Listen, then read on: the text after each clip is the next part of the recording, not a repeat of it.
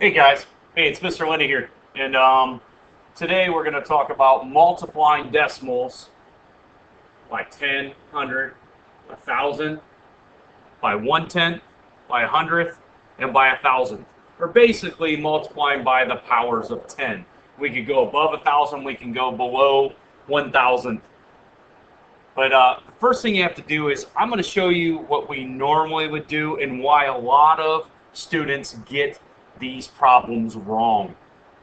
Okay, so first thing I want to look at is we're going to look at some basic problems. So 4 times 10, and then 4 times 100, and then 4 times 1,000. And what you would say, here's your answers: 40, 400, and 4,000. And I know most of you are going to get that right, but I'd say to explain what happens, besides you guys saying 4 10 times or 10 4 times, you're going to say, how do I solve it? I look at the 4, and then I look at how many zeros are after the 1, and that's how I write it. Just like you go down here, and there's the 4, and then 100, there's 2 zeros, so I write a 4 with 2 zeros. I write down the 4 because I multiply 4 times 1, and then I count the zeros, and there you go, 4,000. So that exact idea right there is going to hurt you when we multiply decimals, because that idea is really not used. So I'm going to show you an example. We'll start something small. We'll say 0.8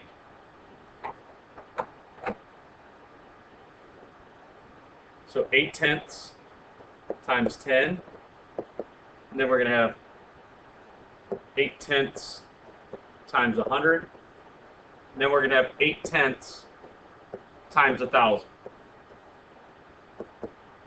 And now what I'm going to do is I'm going to show you on the left the wrong way. There's the error way over here. That's why I put error here. And what you would do. And a lot of students will say this 8/10 times 10, and their answer is going to be, they're going to add the 0 after the 8. Just like you would do on a regular multiplication problem without a decimal. You would just add the 0. You'd count how many zeros are after it and do that. So I'm going to do that for all of them, what you would do. And so I added 2 zeros that time. And then over here, you would go and you'd say, oh, I'm going to add 3 zeros. Now, what I'm going to show you is, if you look at these numbers, so 8/10 times 10, you said equals 80 hundredths. Well, 80 hundredths is the same thing as 8/10.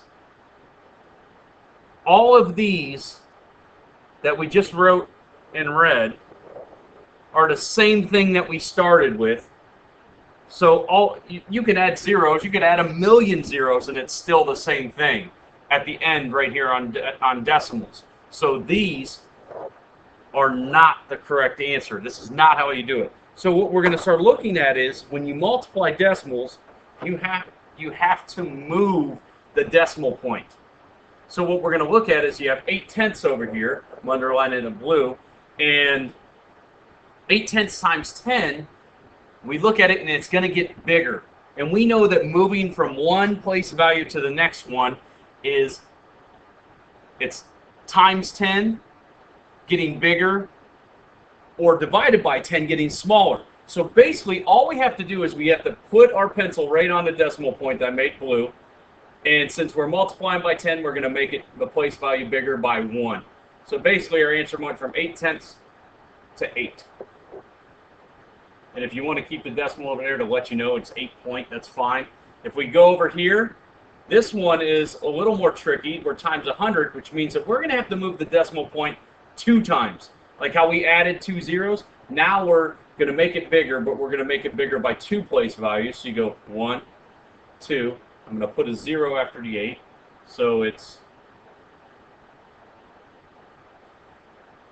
80.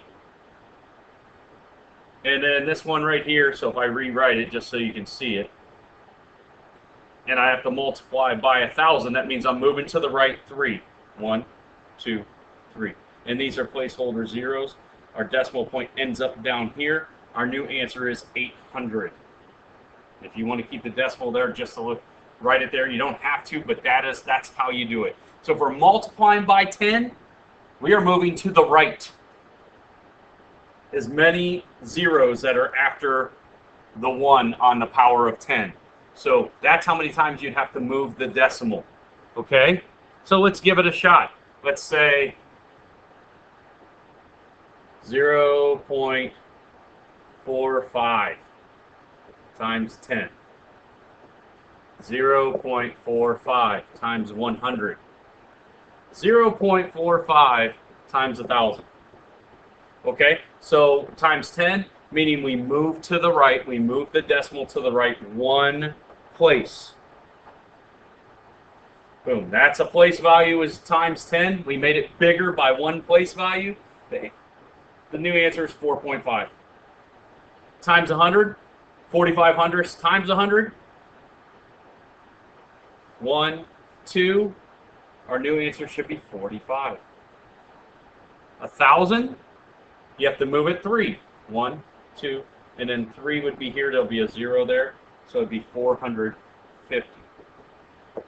I know it seems a little confusing, or honestly, all you have to do is count the zeros. I know that there's 1, 2, 3, and I know that since I'm multiplying by 1,000, it's going to get bigger, so I need to move my place value to the right 3 times.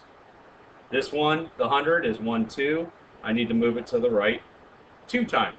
10, you only have to move it to the right 1 time. Okay? Now, that's that way. Now, what if we go back and we say, I want to multiply, we'll go back to, we'll say I start with 8. 8 times 0.1. And 8 times 0.01. Please call the office. And then 8 times 0.001. Okay, so now we're multiplying by 1/10, by 100th, and by 1,000. And now this is where the confusing part about multiplying decimals gets, because every time that we've worked with multiplying, the number has gotten bigger. But now we're multiplying by a smaller piece. So we're multiplying, and it's actually going to get smaller. We're saying, I want to know what 8 times 1/10 is. So basically what I always say to do is take your whole number and put a decimal where it would go. I know we don't ever write whole numbers like 8, and then we don't write 8 point, but with this it makes sense. So now with this one, basically, we're going to move the decimal the other way because it's going to get smaller. So 8 times 1/10, we take our decimal place and we move it over here. The answer is 0.8 or 8/10, right? 8 times 1 is 8. Okay? This one, 8 times 100th. If I have 100th and I need 8 of them, how many am I going to have? I'm going to have 800ths. So move it to the left 1, move it to the left twice. Boom. Your answer, 800ths. This one, we got to move it to the left. If this one's 1 time, if this one right here is 1 time, if this one's 2 times, then I assume this one's going to be 3 times. So basically you take your decimal and you go 1, 2, 3. There'll be zeros in there. We have 0.008. And those make sense because you say, hey, look, I needed 8 thousandths. If I had just 1,000th there and I needed 8 of them, now I'd have 8 thousandths. That's what the answer shows right over here.